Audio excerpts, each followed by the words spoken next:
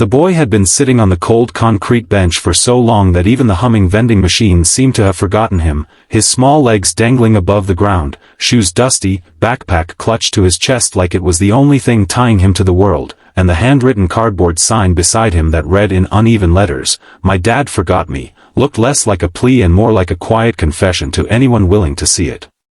Cars came and went at the highway rest stop, doors slammed, engines roared back to life, laughter echoed and disappeared, but the boy remained frozen in the same place, eyes scanning every passing face with a hope that kept cracking and repairing itself again and again. And before the story pulls you any deeper, if you believe in kindness, second chances, and strangers stepping up when it matters most, please like this video, comment, share it with someone who needs a reminder of humanity. Subscribe to the channel, and tell us in the comments where you're watching from today, because stories like this connect us all.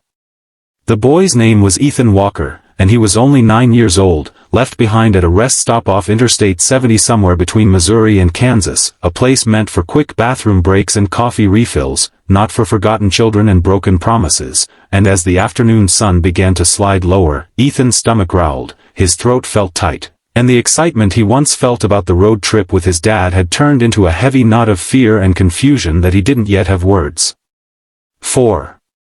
Earlier that morning, his father, Mark Walker, had been distracted, phone glued to his ear, mind somewhere else, rushing through the stop with the careless confidence of someone who had made the same drive 100 times before, and in a tragic moment of inattention, he had driven away without checking the back seat, without calling out Ethan's name, without noticing the silence where his son's chatter should have been. Hours passed, shadows stretched, and Ethan's hope flickered as he imagined terrible reasons for why his dad hadn't returned yet, wondering if he was angry, or if he had done something wrong, or if maybe he simply wasn't important enough to be remembered, and that thought hurt more than the cold or hunger ever could.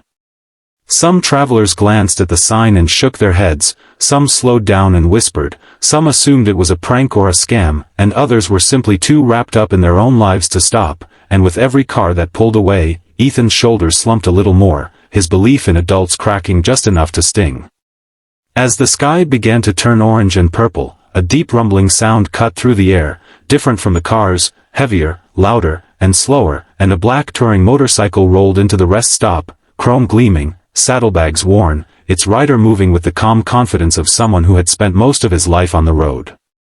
The biker's name was Daniel Cross, a man in his early 40s with a weathered face, kind eyes hidden behind dark glasses, and a past full of miles, mistakes, and moments that had taught him how fragile people could be. Daniel noticed the boy immediately, not because of the sign at first, but because something about a child sitting alone in a place built for passing through felt wrong, deeply wrong, and as he cut his engine and removed his helmet, the silence seemed to amplify the loneliness hanging in the air.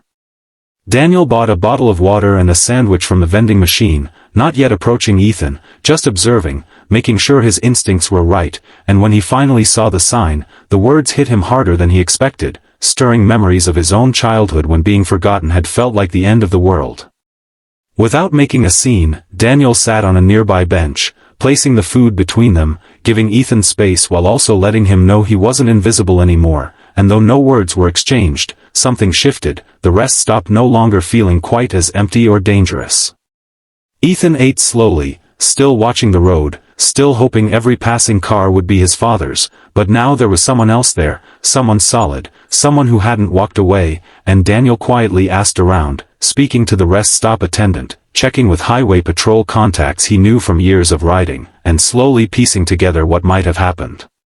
It wasn't long before the truth surfaced, that Mark Walker had driven nearly 100 miles before realizing the back seat was empty, panic setting in, calling authorities, turning back in a frantic blur of regret and terror, and yet the miles between them felt endless, especially to a child whose sense of time stretched painfully long when fear took hold. Night crept in, headlights cutting through the darkness, temperatures dropping, and Daniel made a decision that would change both their lives in ways neither could have predicted, a decision born not from obligation, but from empathy, from a simple refusal to leave a child alone in the dark. Daniel wrapped Ethan in his spare jacket, contacted the police to confirm details, and when it became clear that Mark was stuck dealing with a breakdown miles away, unable to reach the rest stop anytime soon, Daniel offered to ride, to close the distance himself, to do what the road had taught him to do best, which was to keep moving forward even when the path wasn't clear. With proper coordination, consent, and official guidance, Ethan climbed onto the motorcycle, heart pounding, holding tight not just to Daniel, but to the possibility that he hadn't been abandoned after all, and as they rode through the night, the world blurred into streaks of light and wind, fear slowly giving way to trust. Those 200 miles felt like a lifetime and a heartbeat all at once, the road humming beneath them, stars watching silently, and Daniel riding with a care and focus that came from knowing he was carrying something priceless behind him. When they finally arrived at the small roadside garage where Mark's car sat broken and useless, the reunion was raw and overwhelming, a father collapsing to his knees in relief and shame, a son running forward with tears streaming down his face, and a biker standing a respectful distance away, knowing his role was never to replace, only to bridge the gap when it mattered most. Mark held Ethan like he might disappear again, apologies spilling out, promises forming through sobs, and in that moment, the boy's sign no longer mattered, because he was no longer forgotten, not by his father, and not by the world. Daniel didn't stay long after that, offering a quiet nod, a final check that everything was truly okay, and then riding back into the night, another stretch of road behind him, another story etched into his soul, proof that sometimes the smallest choices carry the greatest weight. As you sit with this story, think about how many people pass through our lives unseen, how many signs go unread, how one act of kindness can rewrite a child's memory from pain into hope, and if this story touched your heart, reminded you of the power of compassion and responsibility, please take a moment to like the video, share it, and let your engagement help stories like this reach others who need them.